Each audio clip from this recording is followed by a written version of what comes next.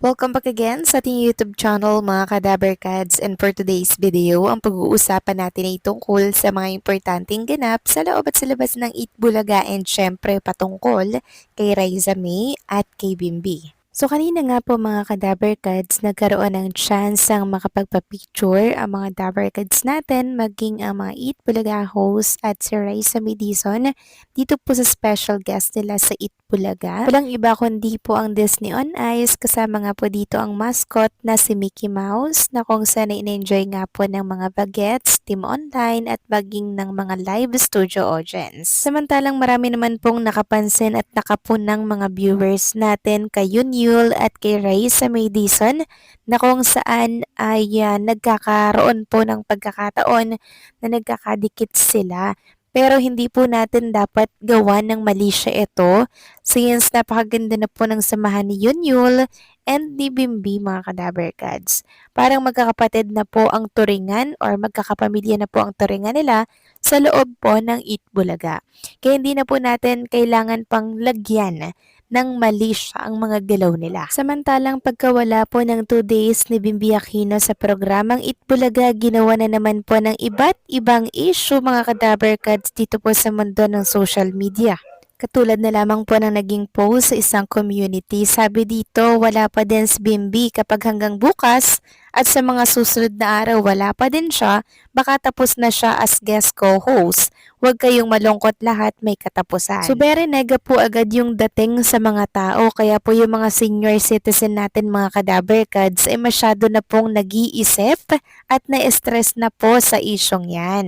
Pero lilinawin lang natin mga Kadaberkads na wala po itong katotohanan. Ayon nga po dito sa isang post, sa mga patuloy pa ding nagtataka at nagtatanong bakit walang Bimbi 2 days na sa Eat Bulaga, may ibang commitment lang yung tao, hindi naman siguro lingid sa kaalaman ng lahat ang sitwasyon ng kanyang ina na si Chris Aquino.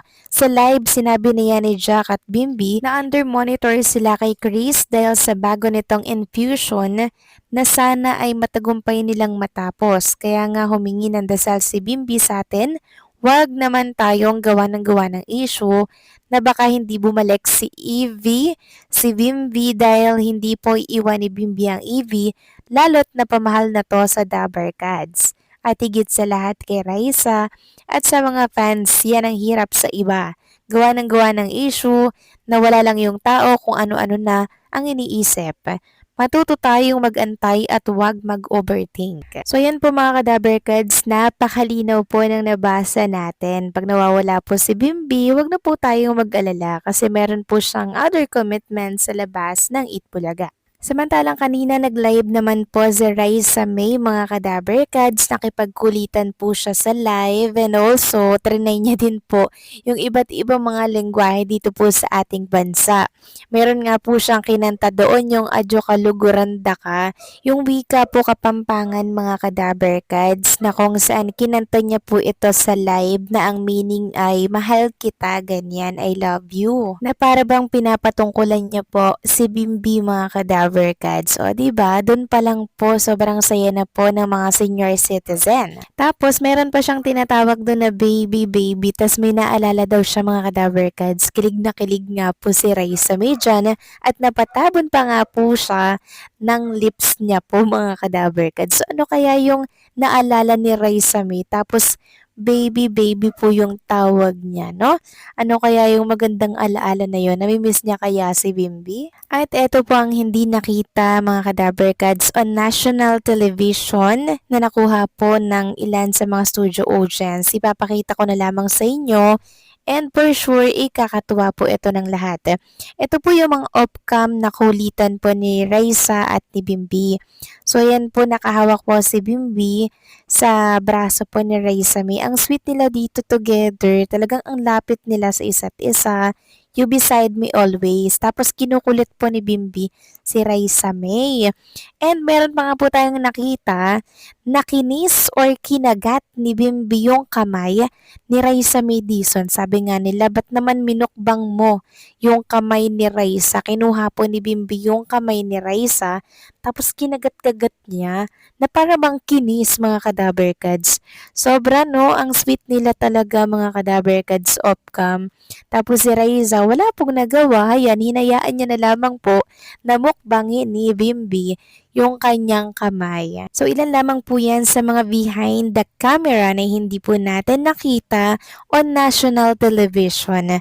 Talagang nasa off-cam yung totoong kilig mga kadaberkads eh. Kaya sana sa mga simpleng paayuda po namin na nakakalap ay mapasaya po namin kayo mga kadaberkads. Huwag po kayong malulungkot pag di po natin nakikita si Bimbi sa Eat Bulaga. Kalma lang po kayo dahil andito lang po kami magpapasaya at mangangalap po ng mga pinagsama-samang balita tungkol kay Bimbi at kay Raisa. Samantalang, Raisa May Dizon, ipinag-edit po ng picture na kung saan ang pangarap nga po ng mga fans ay maging chef si Raisa May. Ang cute niya pong maging chef mga kadaberkads, no? Sana nga po mga kadaberkads, ipagpatuloy po ni Raisa May Dizon yung kanyang pag-aaral sa oras po na mag-aral na din si Bimbi Aquino. Kasi alam naman natin ang kaalaman mga kadaberkads, ang yaman na hindi po mananakaw ng sino man. Samantalang Team Raisa muli na naman pong hinangaan sa panibagong video po na in-upload nila sa kanilang social media. Muli na naman po kasing nagluto ang Team Raisa mga kadaberkads ng mga ipapamahagi po na food pack para po sa mga nakatira po na kababayan natin sa lansangan. So nagluto po ng adobong baboy si Mami Risa. Tapos, isang cup po ng rice, inilagay niya po yan sa isang box. Tapos, may kutsara na din po doon mga kadaberkads. May kasama na rin po yon na bottled of water. So, bali 50 peraso po ang nagawa po ng Team Raisa na ipapamahagi sa ating mga nakatirang kababayan sa lansangan. At sa patuloy pong ginagawa ng Team Raisa ng pagtulong at pag-share ng mga blessings, sobrang hinahangaan po ito ng mga casual netizen lalo na po ng mga daberkads natin. Kasi napakaganda po ng layunin ng Team Raisa at walang iba kundi yun ay ang makatulong po sa mga nangangailangan, sa mga kapuspalad po nating kababayan.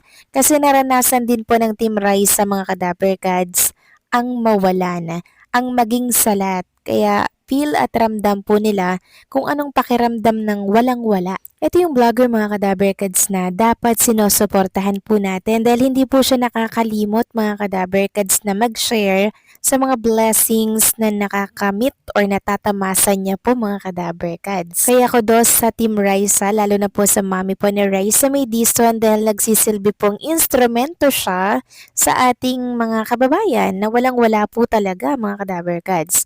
Kaya sana mas marami pang blessings ang dumating sa kanila para ma-share din ito sa iba.